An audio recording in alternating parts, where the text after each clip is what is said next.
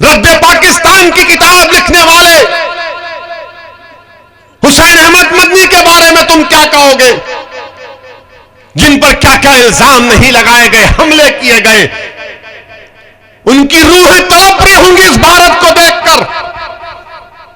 मेरे अजीज दोस्तों और बुजुर्गों, क्या हम सिर्फ तड़पेंगे और सिर्फ आंख में आंसू लाकर अपने घर में जाकर सो जाएंगे? नहीं, मैं आपसे अपील कर रहा हूं कि उन उलमाओं को जिंदा रखना है। वो मरे नहीं, वो दुनिया से जरूर गए, मगर हमारे दिमागों में उनकी कुर्बानियां आज भी जिंदा है और कल भी रहेंगी। उनको जिंदा रखने का, उनको खराज अकीदत पेश करने का बेहतरीन तरीका यह है कि हम अपनी सियासी क़यादत को मजबूत करें। देश को आजाद होकर 75 साल हो चुके, हमने हर फार्मूले को अपनाया, हर एक्सपेरिमेंट किया, हर कोशिश की, मगर नतीजा क्या निकला कि फिरका परस्ती बढ़ती गई। हम दिलों को मिलाने की बात किए, मगर सरकारों ने दिलों को तोड़ा। हमने घरों की दीवारों को हटाने की बात की, मगर हमारे घर को जला दिया गया। हमने कहा कि मिल बैठकर खत्म करेंगे, मगर आपने दूरियां पैदा की हैं। मेरे अजीज दोस्तों और बुजुर्गों, ये वतन अजीज हमारा था, है और रहेगा इंशाअल्लाह ताला। आज हम इस वतन अजीज के आजादी अमृत उत्सव के 75 साल मना रहे हैं और तारीख गवाह है और सुबह क़यामत तक यही तारीख रहेगी कि अंग्रेजों से जंग की लड़ाई, आजादी की लड़ाई 1920 में नहीं शुरू हुई थी, बल्कि टीपू सुल्तान की शहादत से जंग का आगाज हुआ। जंग प्लासी में सिराजुद्दौला की कुर्बानी से आगाज हुआ और फिर सन 57 में हमारे उलमाए कराम ने अंग्रेजों के खिलाफ जिहाद का फतवा दिया था।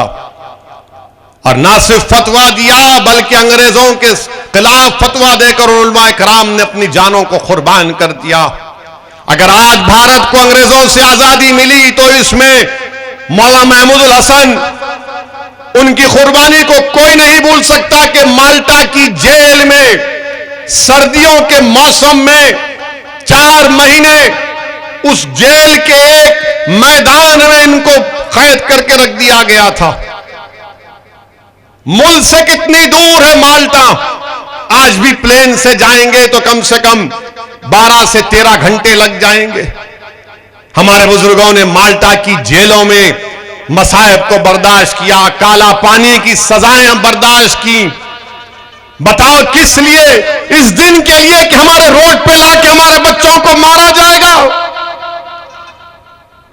मेरी शिकायत आपसे है, अगर इन उलमाओं की कुर्बानियों को आप भुला चुके हैं तो फिर कोई बात नहीं, मगर हम अपने बुजुर्गों की कुर्बानी को नहीं भुला सकते। अगर आज हम आजादी से सांस ले रहे हैं, ये हमारे उलमाओं की मेहनत, उनकी कुर्बानी, उनका सदका है। उन्होंने सब कुछ कुर्बान कर दिया अपना, और हम ये अपनी आंखों के सामने देख रहे हैं कि जिसने माल्टा की जेल में सर्दी के मौसम में जेल के मैदान में 4 महीने गुजारा, आज उन्हीं के जानशीन देख रहे हैं कि उनकी बेटी की अस्मत रेजी करने वालों को सरकार छोड़ती है संस्कारी होने के नाम पर। बताओ, या यही हम इसीलिए आजादी का अमृत उत्सव मना रहे हैं? यही हम खराज अकीदत पेश कर रहे हैं उन आजादी के अजीम मुजाहिदीन को जिन्होंने अंग्रेजों के खिलाफ अपना सब कुछ कुर्बान कर दिया? इसीलिए कुर्बान किया था जिन्होंने पाकिस्तान के 2 नेशन थ्योरी को रिजेक्ट किया, मुस्तरद किया, भारत के कॉम्पोजिट कल्चर की बात की थी। यह भारत का कॉम्पोजिट कल्चर है कि रोड पे लाकर बच्चों को मारा जाए, शक की बुनियाद पर घरों को तोड़ दिया जाए। यह कॉम्पोजिट कल्चर है। रद्द पाकिस्तान की किताब लिखने वाले हुसैन अहमद मदनी के बारे में तुम क्या कहोगे, जिन पर क्या क्या इल्जाम नहीं लगाए गए, हमले किए गए? उनकी रूह तड़प रही होंगी इस भारत को देखकर। मेरे अजीज दोस्तों और बुजुर्गों, क्या हम सिर्फ तड़पेंगे और सिर्फ आंख में आंसू लाकर अपने घर में जाकर सो जाएंगे? नहीं, मैं आपसे अपील कर रहा हूं कि उन उलमाओं को जिंदा रखना है, वो मरे नहीं, वो दुनिया से जरूर गए मगर हमारे दिमागों में उनकी कुर्बानियां आज भी जिंदा है और कल भी रहेंगी। उनको जिंदा रखने का, उनको खिराज अकीदत पेश करने का बेहतरीन तरीका यह है कि हम अपनी सियासी क़ियादत को मजबूत करें। देश को आजाद होकर 75 साल हो चुके, हमने हर फार्मूले को अपनाया, हर एक्सपेरिमेंट किया, हर कोशिश की, मगर नतीजा क्या निकला कि फिरका परस्ती बढ़ती गई। हम दिलों को मिलाने की बात किए मगर सरकारों ने दिलों को तोड़ा। हमने घरों की दीवारों को हटाने की बात की मगर हमारे घर को जला दिया गया। हमने कहा कि मिल बैठकर खत्म करेंगे मगर आपने दूरियां पैदा की हैं। मेरे अजीज दोस्तों और बुजुर्गों, मेरी आपसे इल्तिजा है कि मंजलिस को एक मौका दीजिए। हम किसी मजहब के खिलाफ थे ना कभी रहेंगे इंशाअल्लाह ताला। असदुद्दीन ओवैसी की फितरत में नहीं है किसी मजहब के खिलाफ जाने की। मैं तो चाहता हूं, मेरी ख्वाब, मेरी जुस्तजू, मेरा पैगाम यही है कि भारत में कमजोरों को इंसाफ मिले, भारत में मजलूमों को इंसाफ मिले, कमजोरों को ताकतवर बनाया जाए।